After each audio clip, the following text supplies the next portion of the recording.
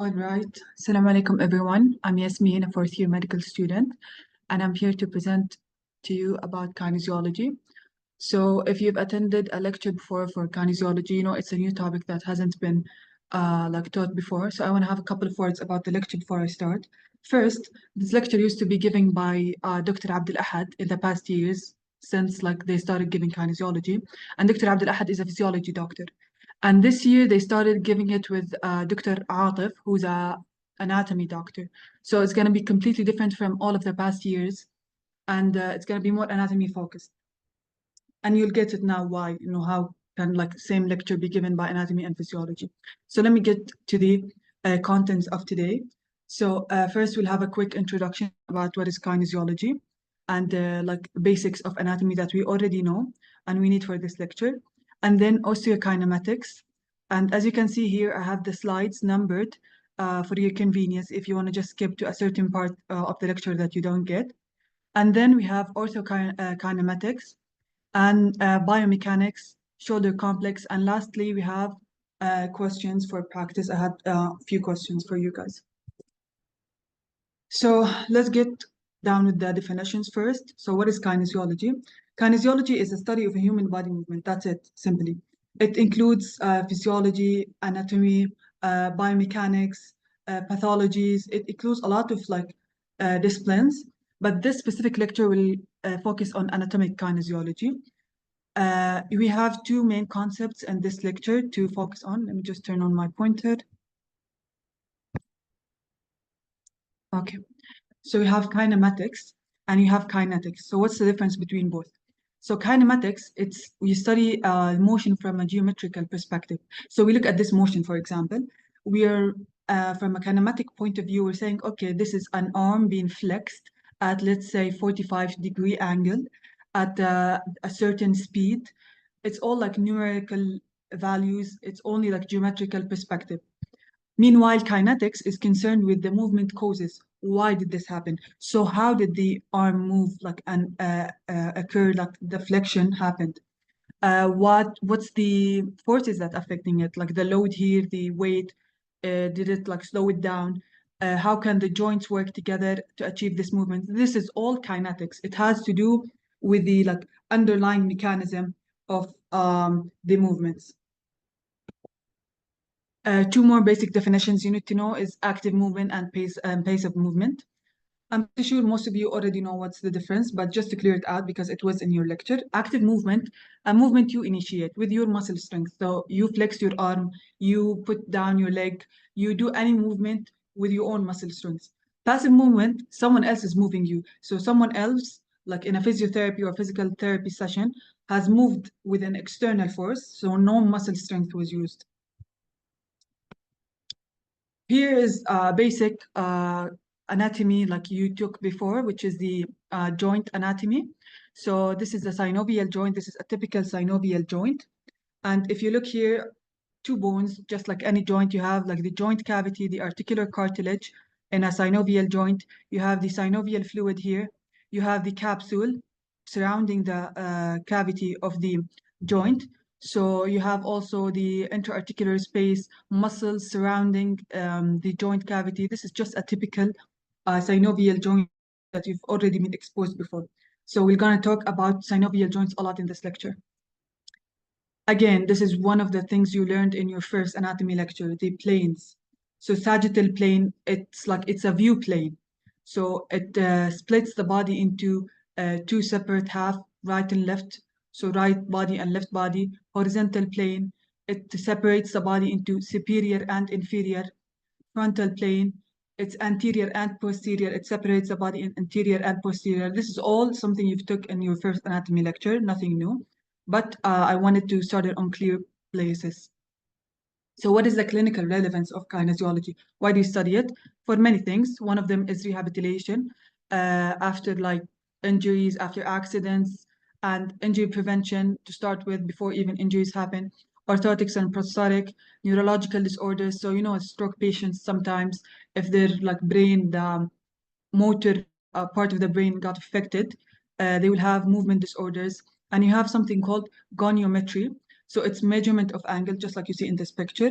So you look at the joint, at a certain plane, certain movement, and you measure the angle. And you'll see how that could be useful in like clinical settings in the next few slides. All right, so now we'll start with osteokinematics. So I'm sure you don't know what's osteokinematics if you haven't attended the lecture. It's a new term to you guys. So osteo means bone in basic medical terminology, and kinematics, we've already explained it before. And we have also arthrokinematics. So osteokinematics look at the gross movement of bone, the things we already know. So flexion, extension, abduction, adduction, rotation, all of these movement that you can see with your eye. Arthrokinematics, which is going to be the part after the osteokinematics, is small amplitude motions at the joint level of rolling, gliding, spinning. We'll talk in details about each one of those in the arthrokinematics part. So we've already talked about planes of view. Now we need to talk about axes of rotation. So in each plane of view, for example, this is a frontal plane, there is an axis where the movement occurs. And always, always, always you should know that a certain plane, the movement axis, the axis of rotation is perpendicular to that plane. So they meet at a 90-degree angle. So in this case, this is the frontal plane, also called coronal plane, and this is the sagittal axis. So the sagittal axis meets the coronal or frontal plane at a 90-degree angle. So any movement occurring in a frontal plane has to be occurring around the sagittal axis. And in the transverse plane or the horizontal plane, any movement occurring here should be occurring around the vertical axis or the longitudinal axis. When it comes to the sagittal plane, you have the transverse axis or the frontal axis. The same axis has like two names. So the sagittal plane, any movement in the plane is around an axis. So you should be able to differentiate now between a plane of view or plane of movement, and axis of rotation. So these are the three axes in the three different planes. And this right here is all of the planes together with all of the axes together. So again, this is the transverse or horizontal plane. This is the sagittal plane. This is the coronal plane. These are all things you know already. And here you can see the axes that are like imaginary lines that the body moves around. So this is the longitudinal or the vertical axis. This is the transverse axis. This is the sagittal axis. And as I mentioned, a certain axis has to meet its plane at a 90-degree angle. So for me, as a visual learner, the way I remember axis of rotation, because I used to struggle with them and to differentiate them between planes of view, is to think about them as skewers. You know, like sikh al-kebab, same thing, skewers. So if that line was a skewer, and the body has to to rotate around that axis, how would it rotate? Like imagine this like meat or chicken, how it's rotating around an axis. The skewer is exactly an axis, is exactly how an axis works, and the meat or chicken is rotating around it. Same thing with the body movement.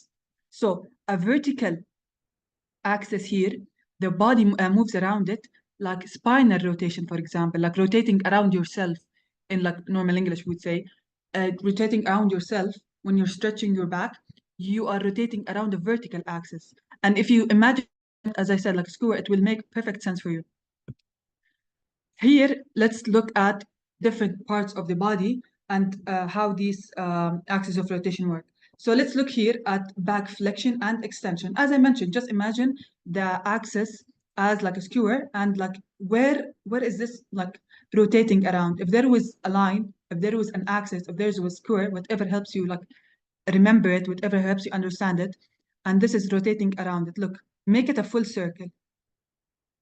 So this would be rotating around a line that's going here from the side to the other side. So flexion and extension is rotating around the transverse axis. What about lateral flexion? Again, same concept. Look around it as if it's rotating around the whole circle. This movement would be rotating about a point here, a point that's going from the front to the back. So it's sagittal axis. And this what we call spinal rotation. So if this was moving around a skewer or around the line, which line would it be? It would be the one going from the lower part of the body to the superior part of the body. So it would be the vertical or the longitudinal axis. More of axis of rotation, so upper limb, flexion and extension. Again, same concept. This is a big circle. Well, يعني the arm cannot actually move a big circle, the whole 360 degrees, but let's imagine it this way so it can help you. Flexion and extension is going in this direction. The axis has to be here. It has to be going from the right to the left or from the left to the right, which is what? The transverse axis.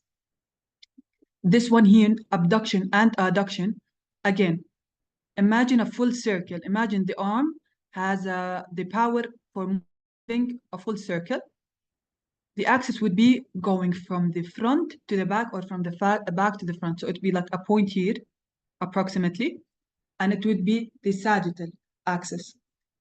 And here we have the fingers, abduction and adduction.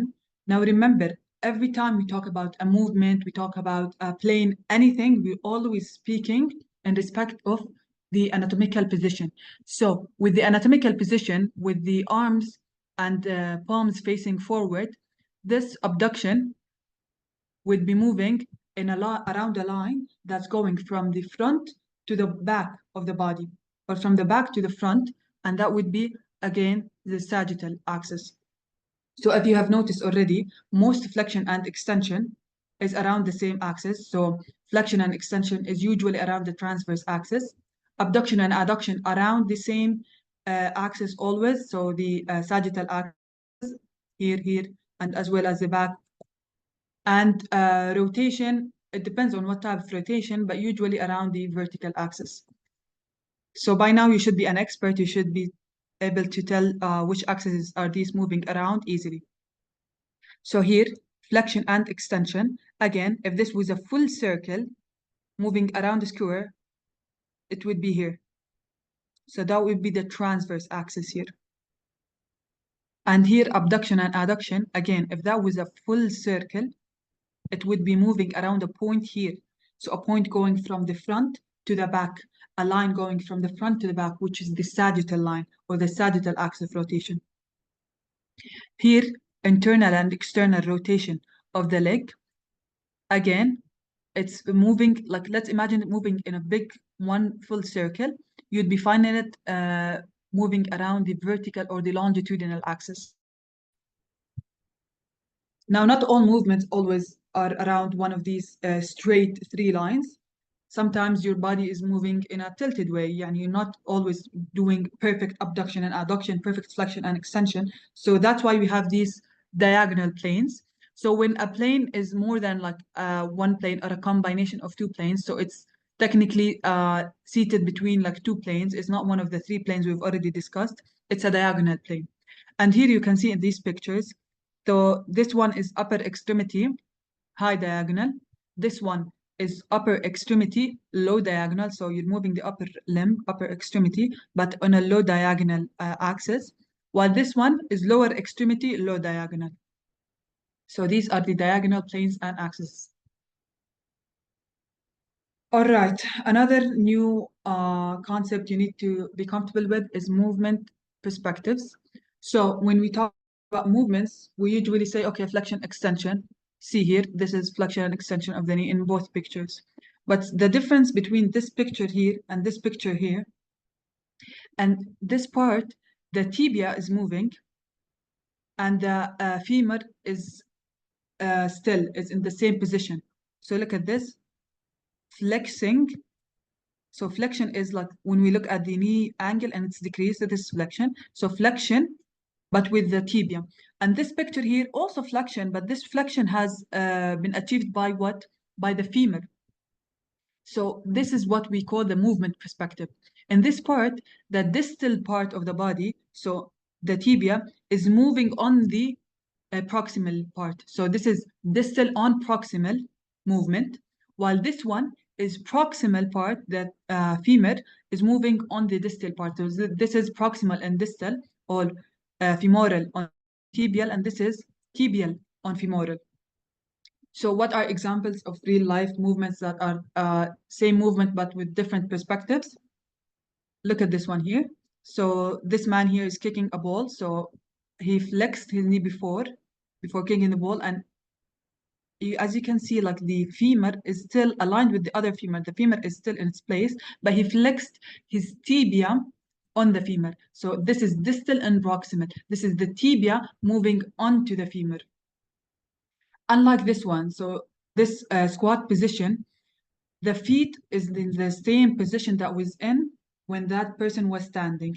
He flexed his femur on his tibia, so he flexed proximal on distal. This is proximal on distal perspective, and this is distal on proximal perspective.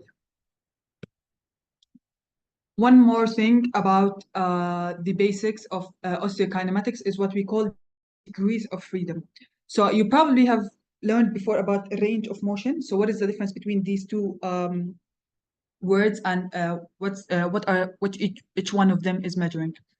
So degrees of freedom is the number of movement directions. And notice it's movement directions, not movement. So let's take the shoulder joint, for example. This is a very flexible joint. It's a ball and socket joint. It achieves all of the movement. So abduction and adduction are one direction. So they are in one direction moving, and they are considered 1 degree of freedom. And we have extension and flexion. They are one direction of movement. So we have another 2nd degree of freedom.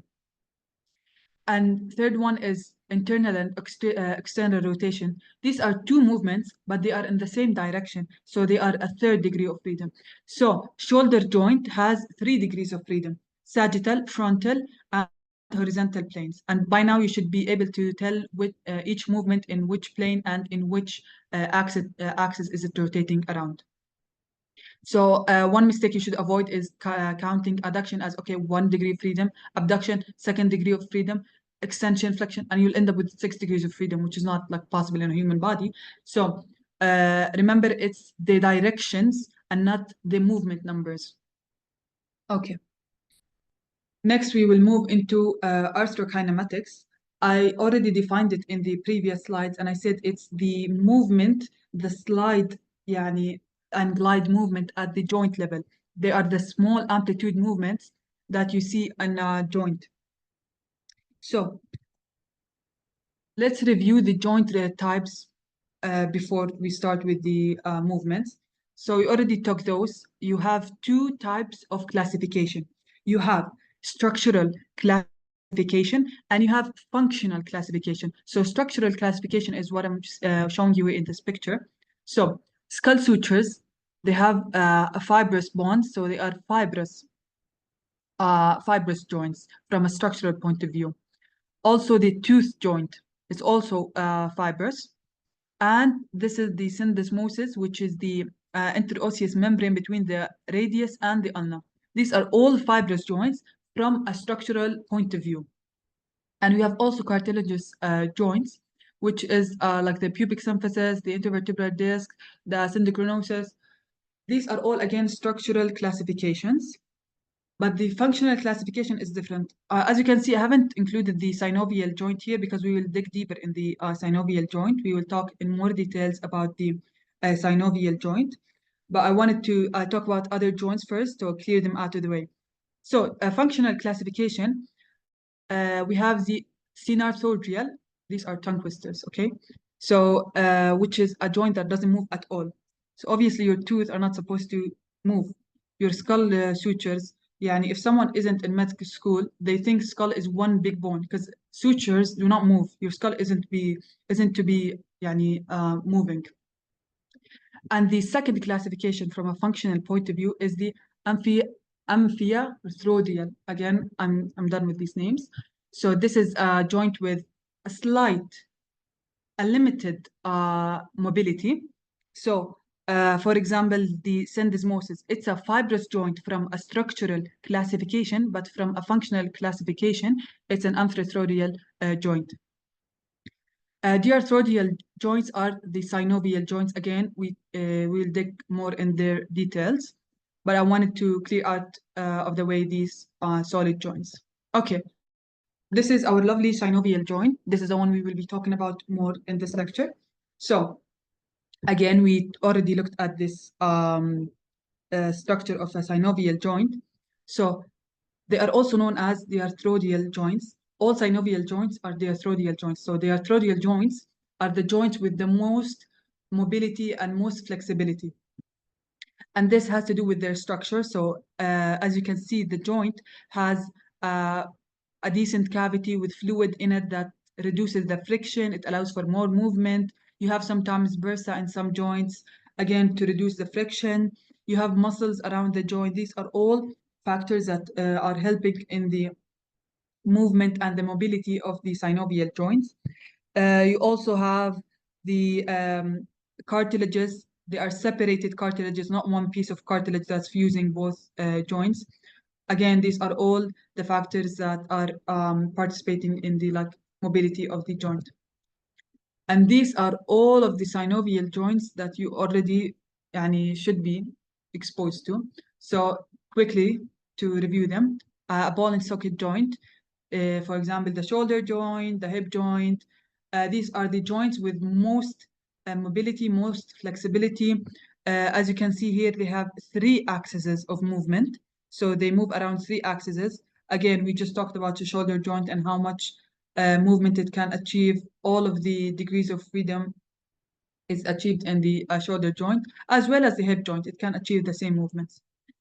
Second one is condyloid joint. So this one, it's also like a concave and convex type of joint, but it has more oval shape and usually with 2 axes of motion.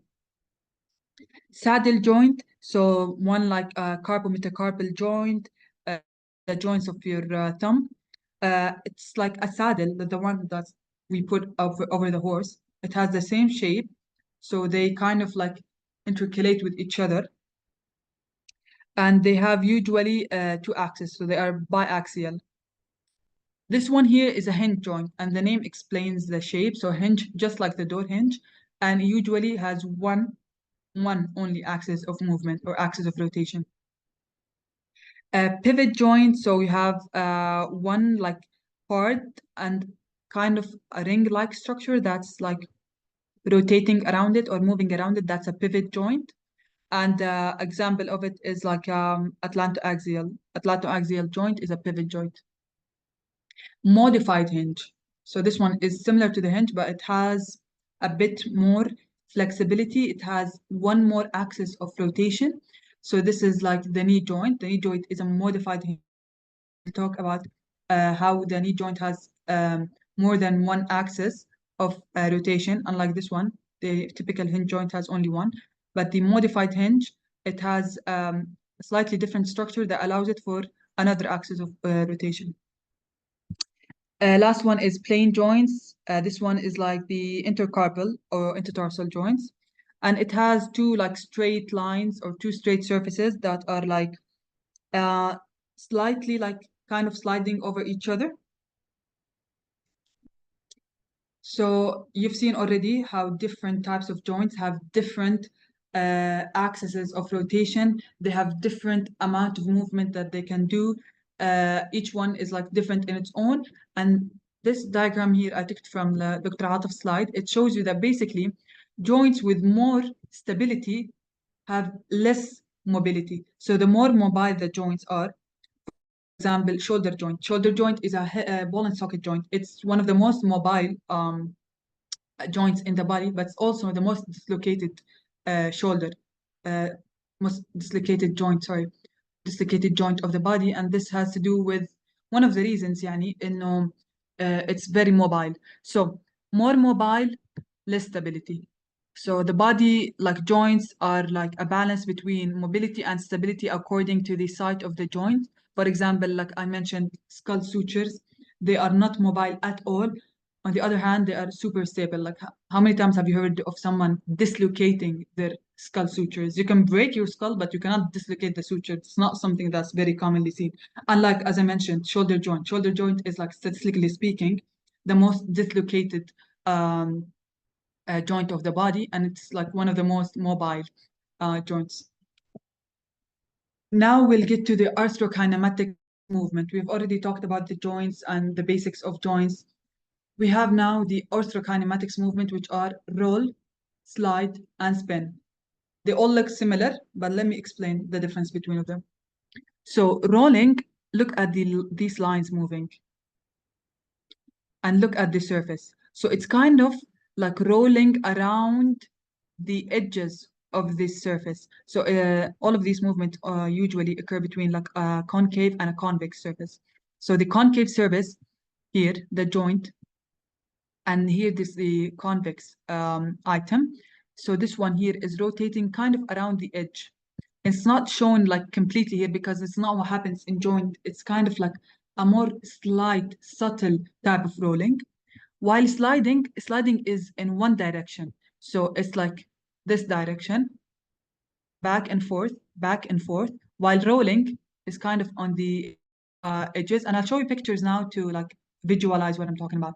Spinning, on the other hand, is just the bone moving around itself, around its axis.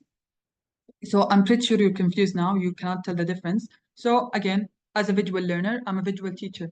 So this game here in like amusement parks is going back and forth in the same direction, not a straight direction. Notice I'm saying the same direction, but it's not a straight direction. So this one here is a sliding movement. This one, it slides back and forth. This game here, this has the ability of doing two things. When you first spin this one, it's like when it's first like fast and quick, it's spinning around itself just like this one here. But as it's like start to slow down and wiggle a bit before it falls, this is when it does this rolling movement, kind of around, not around itself exactly like spinning, but around the circle it's making before it falls down. All like notice this pattern of movement, and this is spinning and then rolling down. Again, this is sliding in the same direction, but not a straight direction. So let's look at these movement and these directions in real actual joint. This one here we have is the knee joint. So let's look at the arthrokinematics of a knee joint. Okay, I've already talked about the distal and proximal on distal perspective of movements. So here we have a knee extension from a tibial on femoral perspective and femoral on tibial extension, or femoral on tibial perspective of the extension. Okay, so here is the tibia, all right? It's the one moving, as we mentioned. This is distal on proximal. So for it to sit back into the original position, it was flexed. It wants to extend itself back to the original position. It rolls, look at this movement here, rolling, and then it kind of slides back into the position it was in, or in the cavity. And this one here, the femoral and tibial, the same extension, but in a different sliding and rolling. So this one here, the femur, kind of rolls, and then it slides back. It slides into the position it was in. And the knee joint, as we mentioned, it's a modified hinge joint. So we also have a spinning movement in the knee joint around the like modified part of the hinge, as we mentioned. Let me go back to the picture. Okay, so you see here, the knee joint has the ability to spin as well. So knee joint can achieve all three arthrokinematics. It slides, it rolls, and when it wants to internally or externally rotate, it does a small like amount of spinning. So again, rolling back, and then it slides, it achieves extension by that. For internal or external rotation, it needs to spin around itself. All right, joint positions. This is clinically relevant in terms of injury, and we will see now how. So any joint in the body, this is not a classification for a joint. Any joint can either be open packed or closed packed. And what open packed means that, look at this one here. Joint surfaces are not in maximal contact. Unlike this one here, they're not, يعني, it can achieve more contact between the two bones, all right? And the ligaments, muscle, whatever tissue around is relaxed. And they are the fibrocartilaginous disc or articular cartilage, whatever is between the joint, is not in maximal contact or in minimal contact. So in short, it's not in maximal contact and it's relaxed. So this is basically a relaxed joint. It's open joint or loose. joint. And a joint in this position will be more mobile but less stable, unlike closed back joint. So a closed back joint is in maximum, look at this picture here. The bones are in maximal contact. Here you can see only a small part of the bone is contacting the other part of the bone or the other bone. Meanwhile, this one here, the bone is fully in contact with the other bone, making the joint. And look at the muscle or the ligament here, they are tense or taut. So this joint here is more stable, but it's less mobile. And this is each and every joint of the body. And when is it closed back? So when is it not in full contact, relaxed, around a relaxed tissue? And when is it in loose back? I'm sorry, a closed pact is when it's fully on contact and muscle around it and ligaments around it are in maximum contact. And loose pact is from its name, it's loose. It's not fully like um, tense or fully like put together. So, for example, shoulder, when it's semi-abducted, it's loose. Meanwhile, when it's full abduction and in lateral rotation, it's in closed back position. And we will talk about the shoulder joint a lot in this lecture, and you will see what do I mean by that. So when it's in abduction and lateral rotation, it has the maximum amount of contact between the two bones, which in this case are the humerus and the glenoid cavity of the scapula. And these are the rest of the joints. So ulnohumeral is closed or in tense position when it's in extension, and it's loose or open when it's semi-flexed. And here you have all of the joints. All right. So as I mentioned, these positions had clinical relevance. In open back joints, again, they are more relaxed, more mobile. So you have dislocation or subluxation. Think about a balloon, okay? In a closed back joint, in a more tense one, you have a fracture or fracture with dislocation. Again, a balloon. If a balloon was not fully inflated, it was relaxed, you can easily move it. So you can cause dislocation or subluxation. Meanwhile, a one that's fully inflated, it will, like a minimal trauma will cause a fracture or maybe a fracture with dislocation. So again, the joint has kind of like a similar concept to the balloon because of the tissue surrounding it.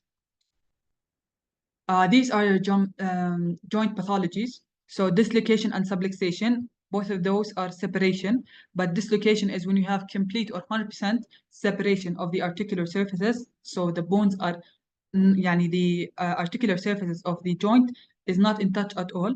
Subluxation, you also have separation, but it's partial. Anything less than 100% is subluxation. Osteoarthritis is a type of arthritis that's seen in elderly. It's a degenerative type. So it's kind of like a wear and tear type of pathology or type of disease. Sprain is when there's a tearing of ligament fibers, whether it's partial or complete. Tendinitis, inflammation of a tendon. Synovitis is inflammation of synovial membrane. By now, you should be familiar with this medical terminology. When you have itis in like an end of the word, you have inflammation. Tenosynovitis is inflammation of the tendon sheath. All right, so now we have the biomechanics part. So biomechanics is basically the physics of a human body. So you'll have a lot of physical like terminology and a lot of like physics kind of like rules in this part. So if you're in physics, I'm sorry. To produce a movement, again, this is physics. So from a physical point of view, you have something called a torque. So what's a torque? It's a measure of the force that's causing an object to rotate. So whether this force is like internal force, so your muscles, your strength, or external force. So your the load you're carrying, a boxes you're carrying, any external, even gravity is an external torque. So this is pretty simple if you remove the physics terminology. And if internal torque is more than external torque or stronger than external torque, movement occur in the direction of muscle action.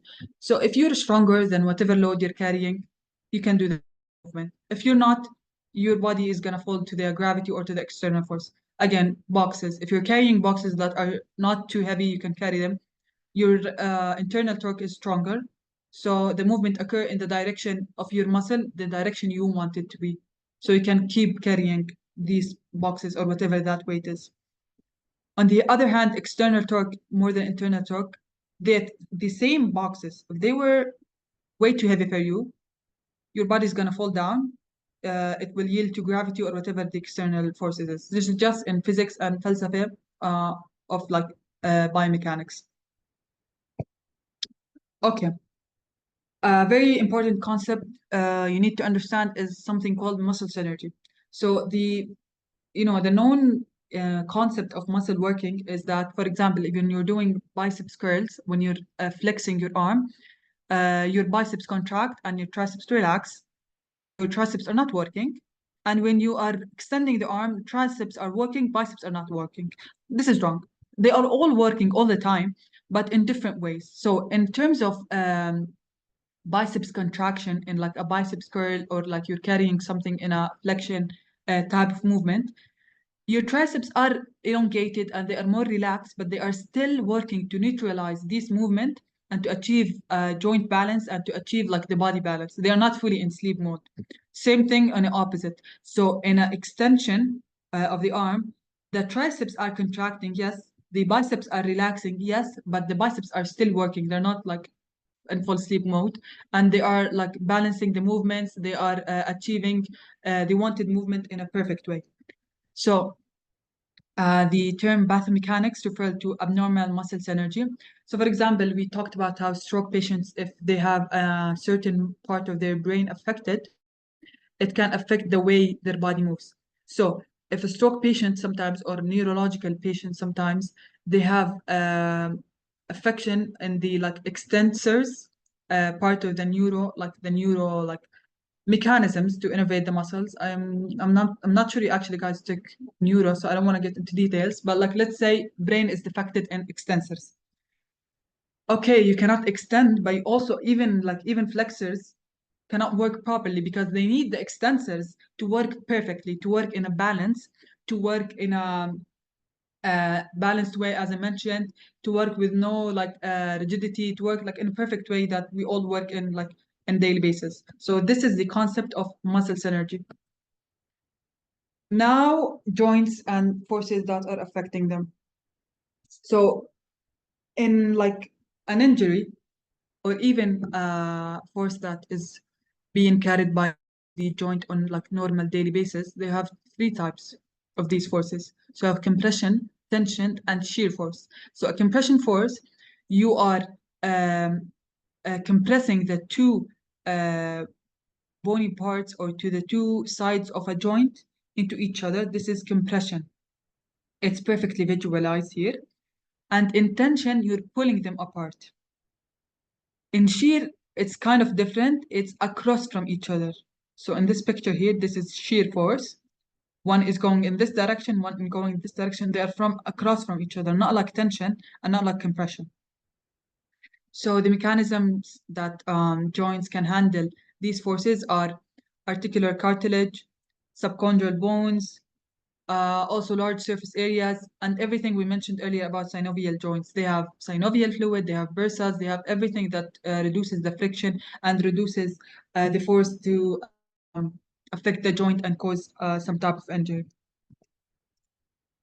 Now, the liver system. Now, honestly, I did like notice that the doctor like in this lecture didn't give like so much details about it, didn't put that much focus on it.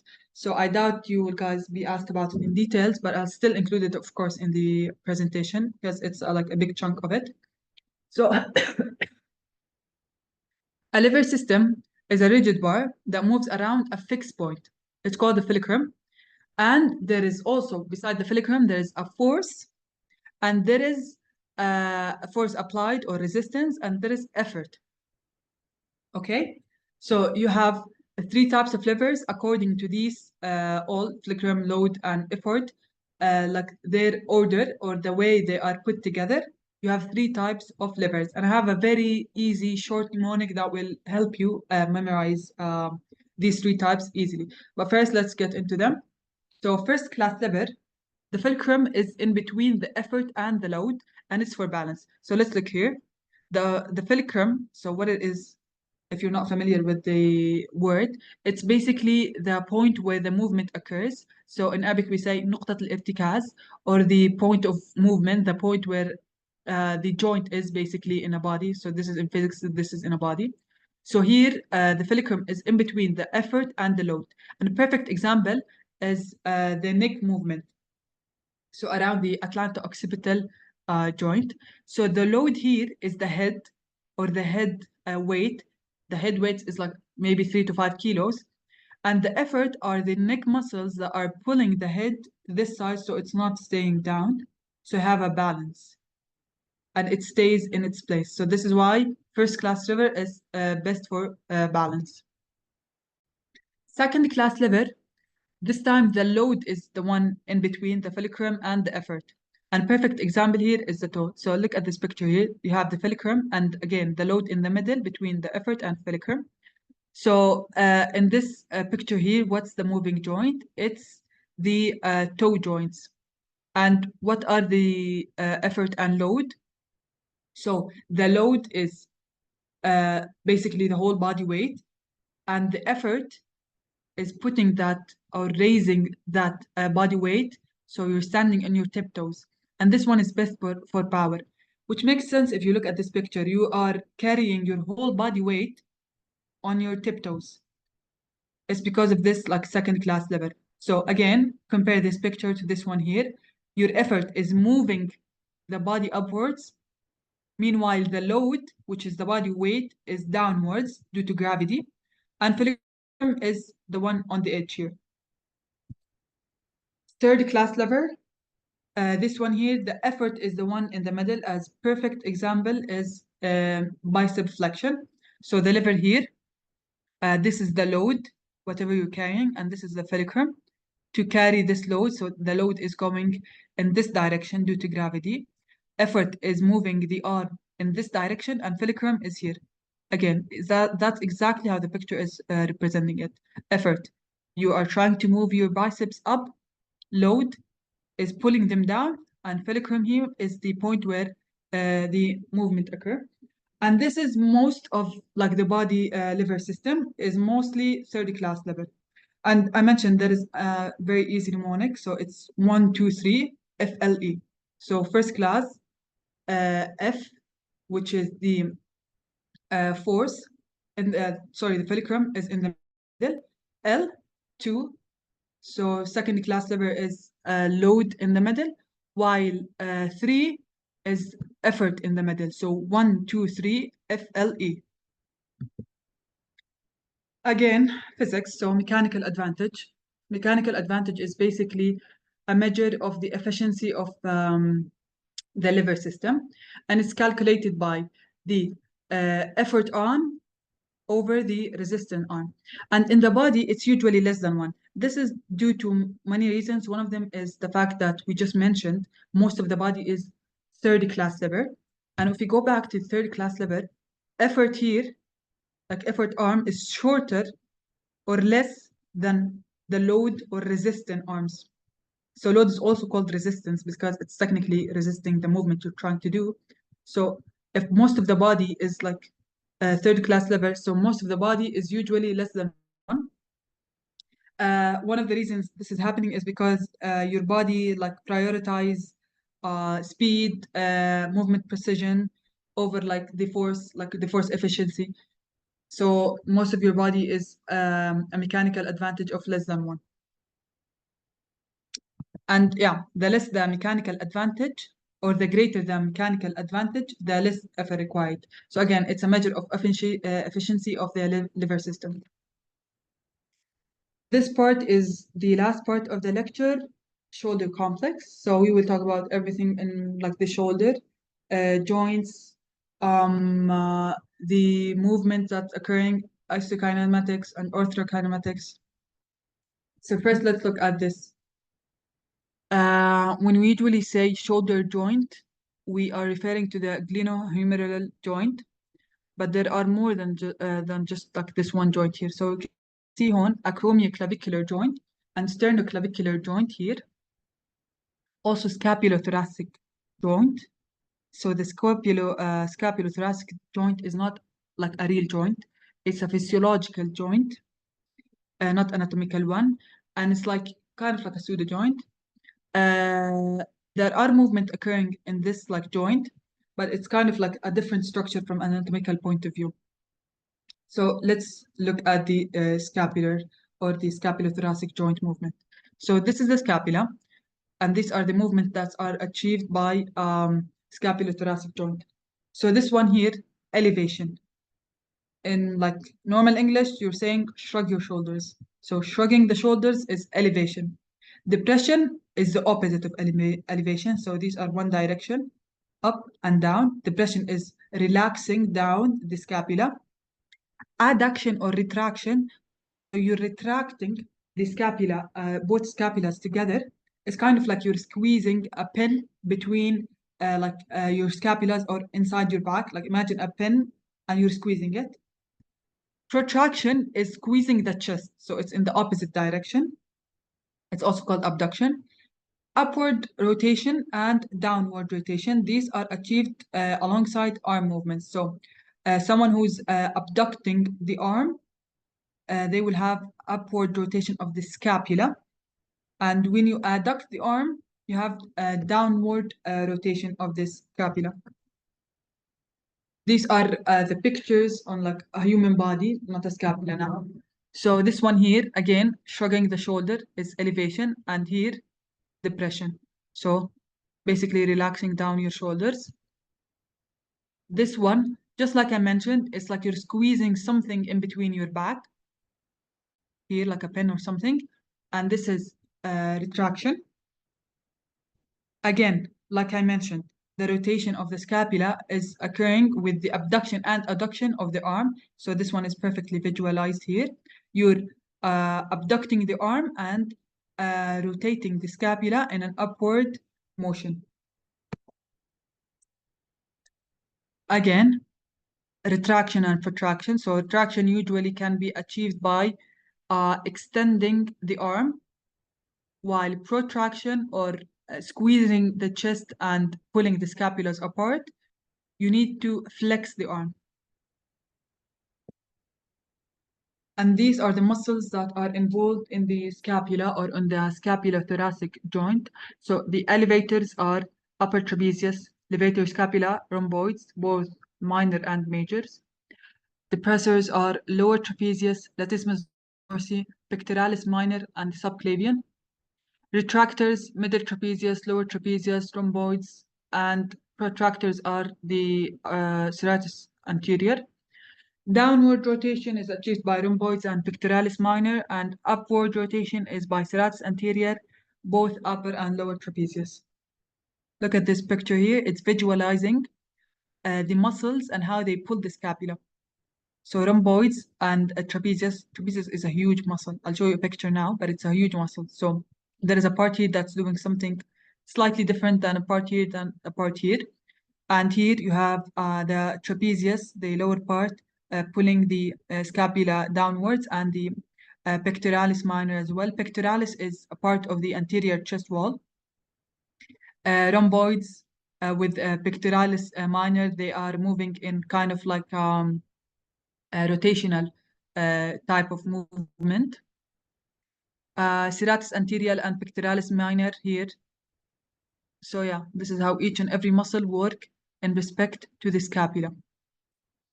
And these are the muscles in a more like in a better visualization. So as I mentioned, the trapezius is a huge muscle here. It goes from like down like the lowest point of the back up to the neck. So this right here is the upper part of trapezius. This is the middle, and this is the lower. This is the serratus anterior, and these arrows represent how these muscles are moving the scapula. So you look, it's kind of like a circular way. So one here, one here, one here. So a circular type of like orientation for these muscles. Rhomboids are again in the back, but they are deeper to the trapezius. This is the rhomboid major, and this is the rhomboid minor, and this is the scapula again. See, like notice how the fibers are oriented, and it will tell you so much about the movement. So it pulls kind of towards the fiber direction. This is how muscle work. Okay, next joint we talk about from the shoulder complex is the sternoclavicular joint. So sternoclavicular joint is the joint between the sternum and the clavicle. And we'll talk about first the osteokinematics, or the movements, the gross movements that are seen at the sternoclavicular joint, and then the arthrokinematics. So here, if you look at the joint, you have, again, retraction, which is a backward motion, and protraction. And again, remember the axes of motion and planes of view. So retraction and protraction are in the horizontal plane and moving around what? The vertical axis. So like I mentioned earlier, the easier way to know this movement, how, like, which axis of rotation is it rotating around? Just imagine it doing a full circle. So if this was to do a full circle, it would be kind of like around the center of the body. So it would be around which axis? The vertical axis. Here we have depression and elevation of the sternum. So again, same method of like analyzing. If elevation and depression were to be in a circle, they would be around a circle in which axis? In the sagittal axis.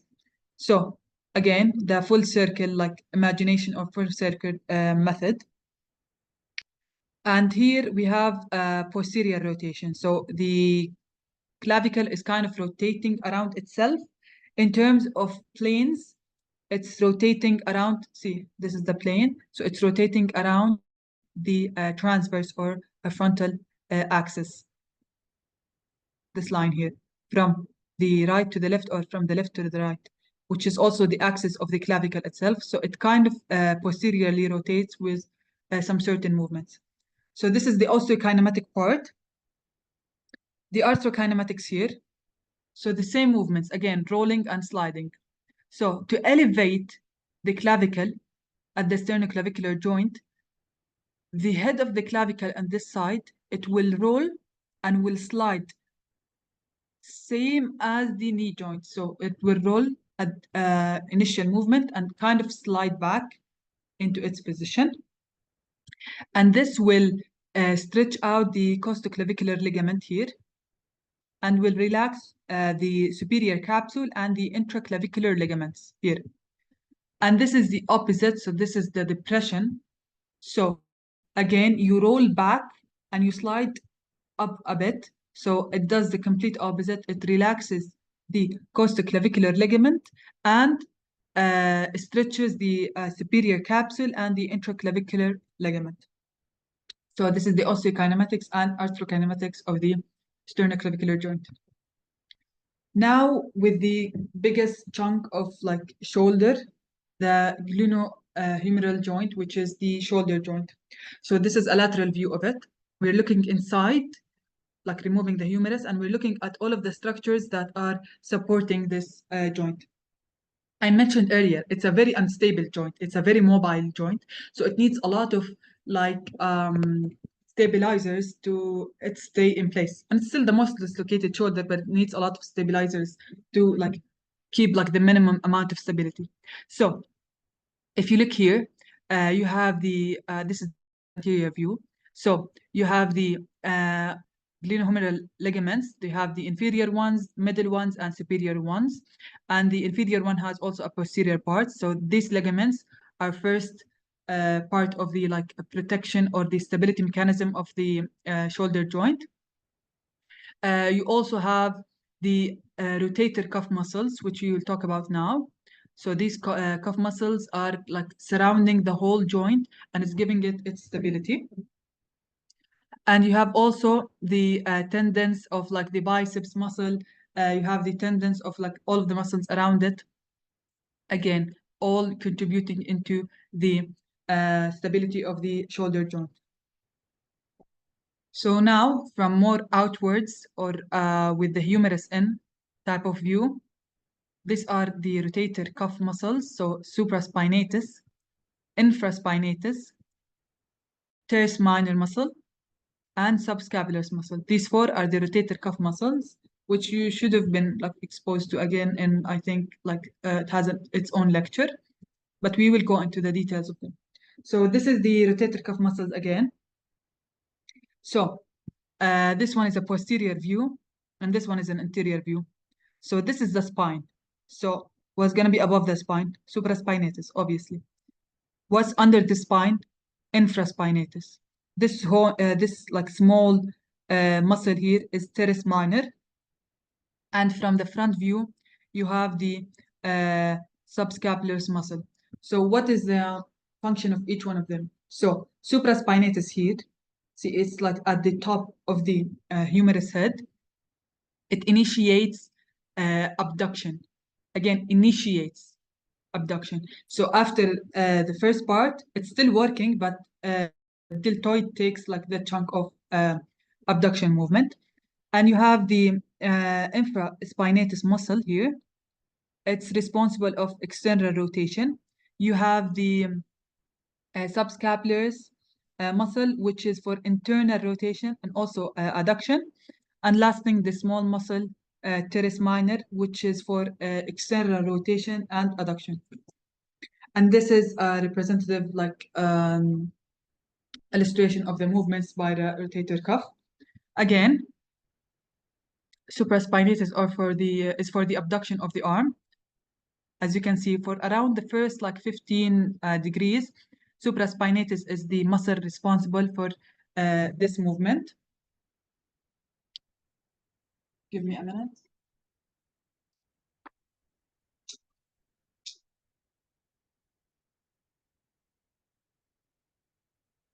Okay. So this part here, the outward rotation of the muscle is brought up by the infraspinatus and the teres minor. Adduction of the arm, also by teres minor, but with the subscapularis, and inward rotation or internal rotation is by subscapularis muscle. So these muscles, and these are the movements achieved by them. Okay, now let's talk about the arthrokinematics of the shoulder joint. So this is the shoulder joint at we can see kind of like a resting position, and here it's abducting. So for the shoulder joint to abduct, again, they are the same movement, roll and slide, but in different like perspective and in different joints. So here you can see the humeral head. It rolls up for abduction to be achieved. It rolls up and it slides a bit down as compared to this position here. See, it's kind of sliding back into the glenoid cavity in a better or more seated way. And here are the ligaments stretched. Again, as I mentioned earlier, we have a closed packed position for all of the joints, and we have open.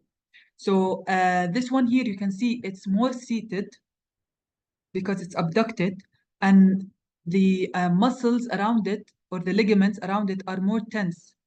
So this one is what? This one is close packed, while this one is more open. Again, this is from your doctor's slide. So it's showing you how the shoulder joint have a different articulation level or contact level according to the position. And this has to do again with the close packed and open packed that we explained earlier. So this is the anatomical position. This one here, you have abduction to like a certain level, not full abduction. Here you have abduction and lateral rotation, and here you fully abduct. So as you can see, the joint, like the articulation part of the humerus, is coming into more contact with the glenoid as it achieves the full abduction with lateral rotation. And this is the position that I mentioned, that the shoulder joint is in a closed packed position, that when it's fully abducted and laterally or externally rotated. So as you can see here, this is the maximum amount of contact the joint can achieve. The osteokinematics of shoulder joint, we've already spoken about how shoulder joint is a ball and socket joint, and it can move in all of the three planes and around all of the axes. So this picture is just showing you, this is from your slides, it's showing you that the movement in respect to the body axes and in respect to the scapula axes. So again, all of the movement can be achieved in a shoulder joint, abduction, adduction, flexion and extension, and also internal and external rotation. Now that you know everything about shoulder kinematics, you should be fully comfortable with these 6 principles. So full shoulder abduction, which is at 180 degree, is brought from 120 degrees from the shoulder joint or the glenohumeral joint and 60 degree from the scapulothoracic upward rotation. So look at this picture here. The scapula, as we mentioned, some movement is happening with the arm movement. So when you do full abduction, 180 degree shoulder abduction, the scapula is participating in that abduction. So 60 degrees, approximately 60 degrees, is achieved by the scapula upward rotation. And around 120 degrees are achieved by the glenohumeral joint. Second principle is that these 60 degrees of the scapula upward rotation are the result of the sternoclavicular joint elevation and the acromioclavicular joint upward rotation. So we've already talked about the osteokinematics of the clavicles, and we talked about how it can move in elevation and depression, and retraction and protraction. So that upward rotation of the scapula is brought up by the rotation of this clavicle, posterior rotation, and also the elevation at the level of the sternoclavicular joint, which we already explained how it elevates, and also the acromioclavicular joint upward rotation. Also, clavicle retracts at the same joint, sternoclavicular, during this abduction. The rotating scapula tilts posteriorly, and the clavicle rotates posteriorly. We just mentioned it rotates around itself, around the axis of the clavicle itself, posteriorly, while the glenohumeral joint rotate externally. We just said that to achieve full abduction, see in this picture, it has to first internally or laterally or externally rotate. So for that full abduction to be achieved, the joint has to rotate externally. These 6 principles you should be super comfortable with, and you should be understanding them perfectly. Clinical relevance, we have something called painful arc syndrome. The doctor mentioned it. It's when the patient or the person having a painful elevation or painful abduction of the arm at certain degrees, see between 60 degree and 120 degree, and this has to do with subacromial impingement. Now that we are done with the lecture, we have some practice questions. As I mentioned, the previous years has a kinesiology lecture and a physiology matter. So all of the questions in the previous years are going to be physiology questions, while the question you should be expecting this year is most likely anatomy or anatomy based. So what is the load of the lever as you stand on your tiptoes? The example I gave around about the lever system earlier, about standing on your tiptoes. So the load, is it your ankle, calf muscles, your whole body, or the joints? So the load here is what's pushing against your force. So it's your whole body. Your whole body weight is the load. Which one of the following describe hip abduction correctly? So this has to do with planes and axes. It occurs in the transverse plane around the transverse axis. It occurs in frontal plane around the sagittal axis, or it occurs in the frontal plane around the vertical axis, occurs in sagittal plane around the frontal axis. So first thing you should be finding out in this question that there are some options that aren't even anatomically possible. So the transverse plane. any movement in the transverse plane is not around the transverse axis. It should be around the vertical axis. So this is not anatomically possible in any movement. Frontal plane around the sagittal axis. So first, yes, this is anatomically possible because frontal plane and sagittal axis are at a 90-degree angle perpendicular to each other. Option C, and the frontal plane around the vertical axis. Again, this is not a very anatomically possible option. So A and C are completely wrong in any question. It occurs in the sagittal plane around the frontal axis. So abduction and adduction, we've already talked about how they are in majority of like the joints. Abduction and adduction are around the sagittal axis in the frontal plane. A 20-year-old male patient presented to your clinic after he sustained an injury to the shoulder. He had difficulty raising his arm, but once you helped him lift his first 20 degrees or approximately, he raised it normally. Which of the following is most likely the affected muscle? So this question is indirectly telling you this patient, this man, is having a problem initiating abduction. So which one of these muscles is responsible for initiating abduction? It's the supraspinatus. And since you guys, it's your first time taking MSK, you should know that this is how the questions, especially in anatomy, this is how they are usually like written. It's like a scenario about someone who had like an injury to a nerve, an injury to a muscle, and they're describing it, and you should know how like the mechanism of this injury like is due to which muscle or to which nerve, like which nerve is like responsible for this muscle. If you looked at past questions or any anatomy questions for musculoskeletal, this is how like most questions are written. This is all for today. Please take your time to fill out this feedback form. It's only one question. It shouldn't take less than a minute. And thank you so much.